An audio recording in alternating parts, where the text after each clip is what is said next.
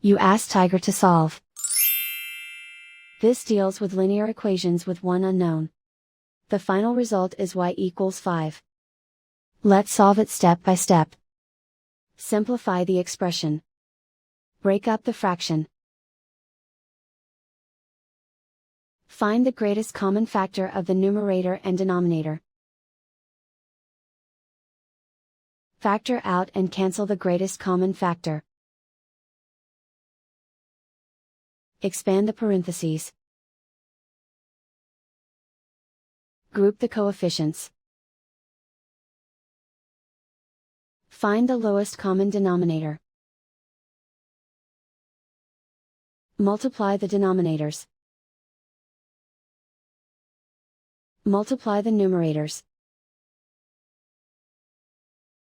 Combine the fractions. Combine the numerators. Find the greatest common factor of the numerator and denominator. Factor out and cancel the greatest common factor. Group all constants on the right side of the equation. Add 1/2 to both sides. Combine the fractions.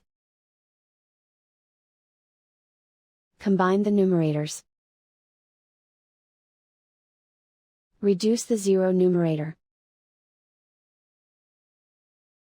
Simplify the arithmetic.